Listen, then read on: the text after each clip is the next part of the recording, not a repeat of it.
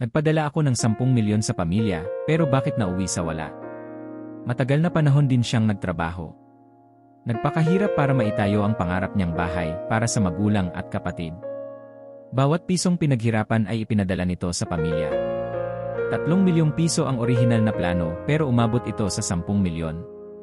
Nang panahong umuwi siya doon niya nalaman na totoo nga ang balita, wala pa ring natapos.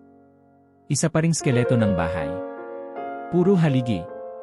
May bingkong na pader at di pantay. May tagilid. Ang pader ay walang finish na semento.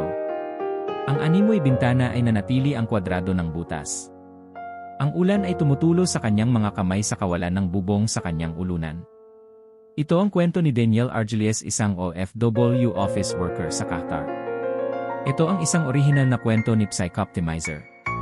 Maaring mag-like at subscribe sa ating channel para updated kayo sa mga bagong upload na kaganapan.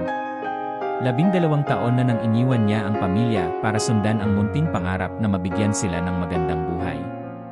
Nakatira sila dati noon sa isang paupahan, kaya ang magkaroon ng bahay ay isang pangarap na hindi maalis sa isip niya. Siya yung anak na iginapang ng magulang sa kahit anong trabaho para lang masustentuhan.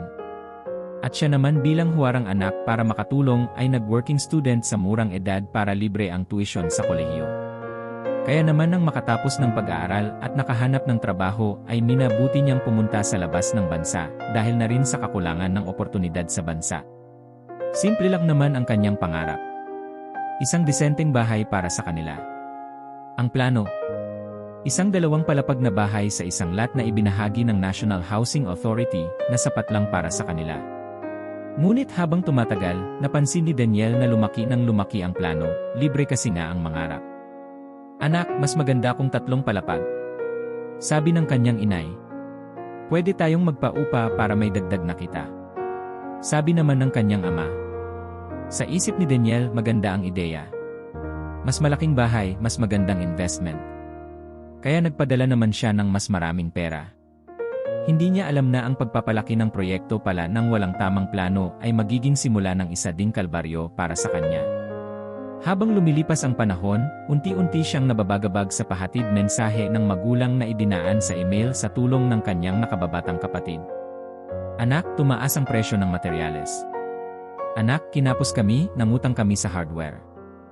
Anak, nalugi ang maliit naming negosyo, kaya nagamit namin ang ibang pondo. Anak, naaksidente ang kapatid mo, kailangan natin ng pera sa pagpapagamot. Madalas napansin na siya ng katrabaho sa opisina na nakatingin sa malayo, tinatapik siya sa balikat kung okay pa daw ba siya. Tatango lang si Daniel at sasabayan ng ngiti. Masaya sa tingin pero mapait sa kanyang kalooban. Isang araw nakachat niya ang nobya na si Ana. Daniel, may nakausap akong kapitbahay nyo, kasamahan ko sa simbahan at kagaya ko concerned din sa'yo at sa iyong mga magulang. Malungkot ang boses ni Ana. Anya. Matagal nang natigil ang construction sa bahay nila. 10 buwan na. May mga utang pa daw sa materyales at mataas na ang interes, kaya hindi na kayang punan ng kanyang itay ang pagbabayad. Madalas na rin silang nagkakasakit, kaya hindi na makapag-intindi sa pagpapaayos kung ano ang uunahin. Ang bahay ba o sarili nila? Hindi rin sila makaalis sa mga dating trabaho dahil yon din lang ang alam nilang gawin. Nagdulot ito ng malaking isipin kay Daniel. Kaya naman humingi na rin siya ng pagkakataon sa kanyang opisina na may makausap para sa konting suporta. Sa kanyang sorpresa ng pag-uwi, minabuti ni Daniel na huwag ipaalam ang kanyang pagbabalik para maalis ang anumang duda sa kanyang isipan. Gusto niyang isalba ang kalusugan ng kanyang mentalidad kesa araw-araw nang marinig ang paglaki ng problema sa Pilipinas. At sa 10 oras ng gabi matapos ang hapunan, malakas ang ulan sa paligid, madilim ang langit at ang tanging ilaw na bumabalot sa kanilang lugar ay ang dala niyang flashlight. Isang frame ng 3-story house ang nababanaag niya. Ang unang palapag na kung saan nakatira ang kanyang mga magulang at kapatid ay bahagyang nakaawang sa hindi maayos na pagkapako ng pinto. Hindi na mapigilan ang maluha. Noong gabi bago siya umuwi ng Pilipinas, isang counselor ang lumapit sa kanya para paunlakan ang kanyang request na may makausap. Hindi niya maitatwa ang problema kaya nasabi niya sa counselor ang malalim na saloobin. Matapos makahina ng maluwag si Daniel sa paglalahad ng kanyang buhay. Hinawakan ng counselor ang kanyang balikat at tinapik ito. Topic ng reassurance na ikonsidera naman ni Daniel ang kanyang ilalahad na sagot sa kanyang hinaing. Pabulong at dahan-dahan niyang sinabi, "Huwag mong gawing goal ang pagresolba ng problema sa pamamagitan ng pagkondena sa iyong magulang. Biktima rin sila ng pagkakataon. Ito ang poverty of the mind. Resulta ito ng kawalan ng tamang pananaw sa kung ano talaga ang plano na sinabayan pa ng kawalang dalubhasa sa usaping pinansyal. Hindi dapat ito magpababa ng iyong pagkatao at pagkawala ng respeto.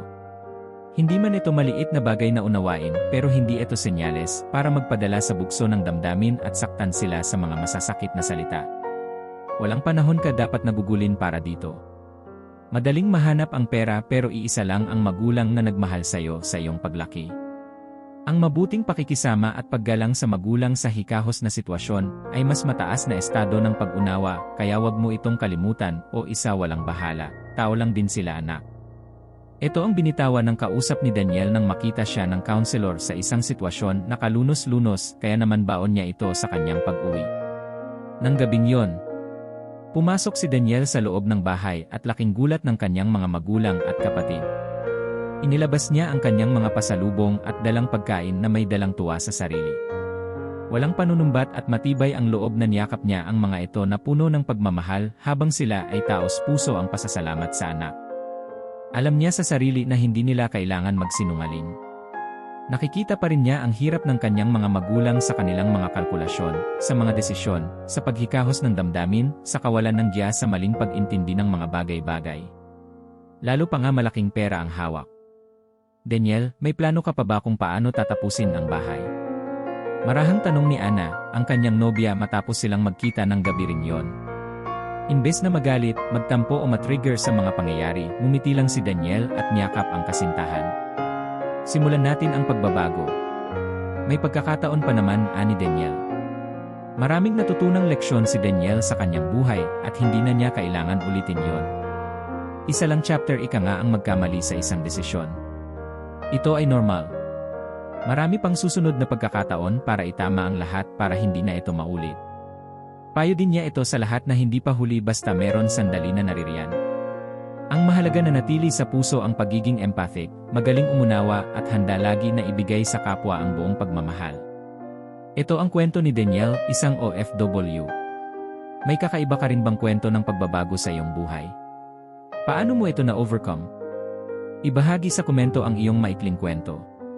Salamat sa inyong pakikinig sa kwento ni Psychoptimizer. Mabuhay ka!